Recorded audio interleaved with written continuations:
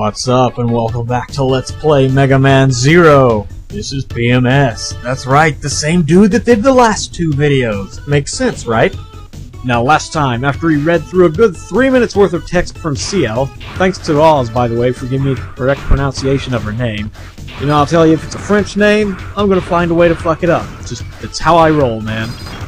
But anyway, after all that, we finally made it to the second mission, the Disposal Center. Now this is another straightforward level, and it's also extremely short. And there's really not any major challenges that are gonna throw you for a loop either, so you shouldn't have too hard of a time with it. Now there are 5 Cyber-Elves in this level, 3 of which you have to get from killing enemies. Namely, 5 of the Spikings, which are, well, those little wheels with the spikes on them. That makes a lot of sense, doesn't it? Then the next one is from killing 5 of the Pantheon Hunters, or the X-Droids if you want to call them that. And finally, your third enemy Cyber-Elf that you can collect is from destroying the regeneration towers. Now something worth taking note are those little things called contrainers that control the wind. While you shouldn't have to do this for any reason, if you shoot the little green gem on top, it'll change the direction that the wind blows. Like I said, you shouldn't need to do that for anything in the game, but it's still a nifty little feature to know anyway. Now for the Cyber-Elf that you get from destroying the regeneration towers, or totem cannons I think is their real name, as long as you destroy 3 segments from each cannon that you come across, you should get the elf on your last cannon. And that should make you good to go on all your Cyber-Elves collected from the enemies. And finally the boss, Aztec Falcon. Now he's a flunky of Harpuya, the leader of the 4 Guardians, and well, basically he's just Harpuya's bitch, but you'll find out why in the second game. Now, he's a very weak boss. He only has 1 life bar and his attacks are slow enough that you shouldn't have any problems dodging them. His EX skill is the lightning fall, which he used at the start of the battle right here, where he jumps up on the side of the wall, slams down, sparks fly across the floor and up the walls. Easy to dodge. Very easy. Shouldn't have any problems with that at all. By the way, normally a boss would only use their EX skill if you have an A or an S rank, but on hard mode, they'll use it regardless of what your rank is, so watch out for that. Now there are 2 ways to fight this guy, either with your Buster or your Saber. Your Buster is safer, but your Saber is quicker. But still, regardless of which you use, you shouldn't have to worry about running out of time, as it gives you more than enough. Just follow the strategy I used on him there, and you should be good to go. Oh yeah, also, whenever you defeat a boss with a normal Saber Slash, you'll cut the boss in half, which I actually thought was a nice little touch for them to add. Although it won't work if you use a charged up Saber Smash. Now that we've beaten Mr. Falcon and saved the Reploid that looks like he's about to wet himself, we've accomplished the mission! Now that little chip floating above him there is the Thunder chip. Now there are 3 chips altogether, the Thunder, Flame, and Ice. And those elemental chips give your charged up weapons various effects depending on which chip you have equipped. They're also used to exploit the boss's weaknesses, instead of like the X series, say, where you would use a certain sword technique. You simply use a chip, and use a charged up attack. It doesn't work if you don't charge your weapons, which pretty much means that they're pointless in hard mode, except for your shield boomerang, but we're not going to get that because this is a Z-Saber only run. So, to sum that up, they're there for the boss's weaknesses, but we're not going to be able to use them. Now, it usually works something like this. Thunder defeats Flame, but is weak to Ice. Flame defeats Ice, but is weak to Thunder, and Ice defeats Thunder, but is weak to Flame. Were you able to follow all that? It's a lot simpler than I make it sound, but now there is one exception to that, but we won't get to the boss that is that exception until we'll find the shuttle mission, which is a ways off. Now there are some bosses that don't have any elemental weaknesses, like the Golem from the first mission, and one of the Guardians, but they also don't have any elemental powers that they can use against you, so that's kind of a 50-50 deal right there. But anywho, now that we've gotten those 2 missions out of the way, it's time to catch up on our Cyber-Elves. Now the Cyber-Elves are, well, for a lack of a better way of putting it, upgrades that you can get. They all have various effects. Some turn into sub-tanks, some increase your health, and others make you immune to damage, like spike damage, I mean. Which sounds good and all, but if you use them, your end of the mission score is permanently decreased by a certain amount.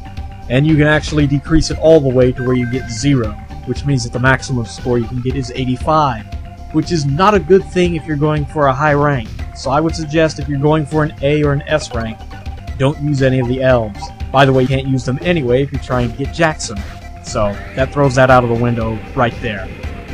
Now you may have noticed that in the last mission I skipped 2 of the elves that were in the containers. Something you want to be very careful of is that you do not skip any of the elves that you get from killing enemies. As long as the area is accessible, you can always go back and get the elves that are in containers. But the elves that you get from killing enemies during a certain mission, you have to collect them during the mission, while that mission is active. You can't go back and get them after you complete it. So, just a word to the wise there. I know when I did my first Jackson run, I didn't know this, so I had the plan to just go through and beat all the levels, and I'd go back and get all the enemies. The enemy elves. Well, needless to say, I gave up the game about a month after that failed.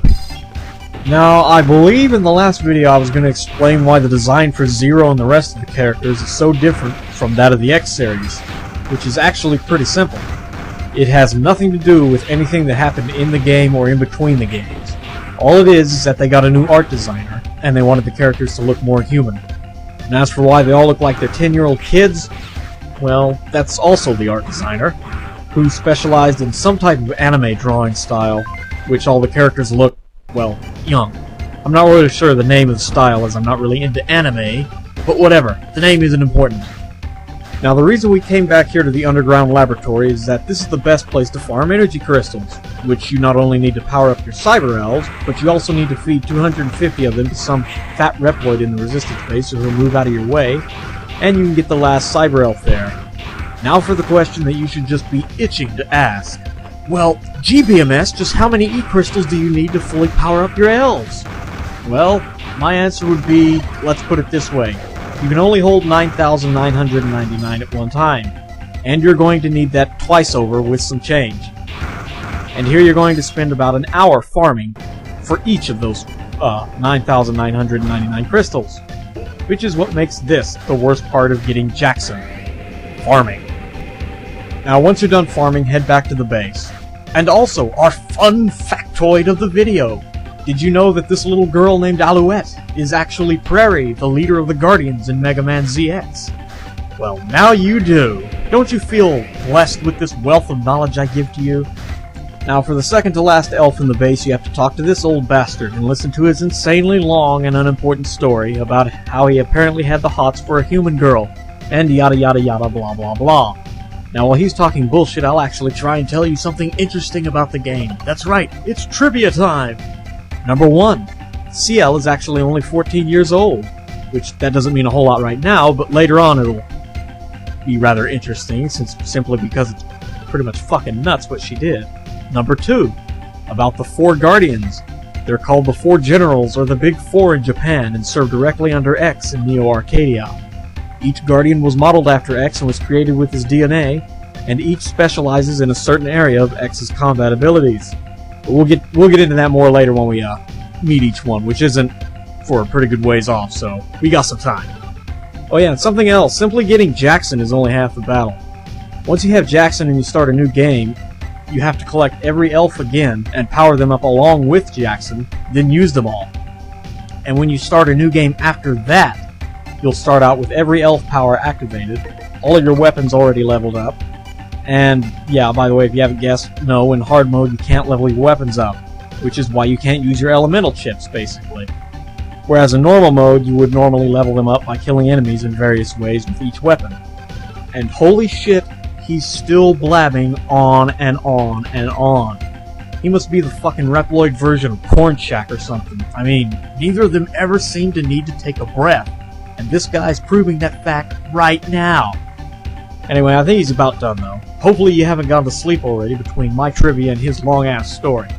But once you finally get the elf from that old Reploid, then you need to head to the bottom floor of the Resistance base and go all the way to the end, which will be blocked off by this fat bastard, which must be the Reploid Let's Player, because all he does is sit around in the basement and wait for other people to feed him. Once you give him 250 energy crystals, however, he'll move, and then you can go and claim your final elf in the Resistance base. Which should also bring our total elf count now up to 13, I do believe. And that also means that we've collected all the elves in the Resistance base, so now that all that's left is to go ahead and farm your energy crystals if you haven't already, and then start your next mission. Also, you'll probably want to save the retrieve data mission for last, since when you complete it, it will cut off your farming area, which isn't good. Very bad if you do that the first mission.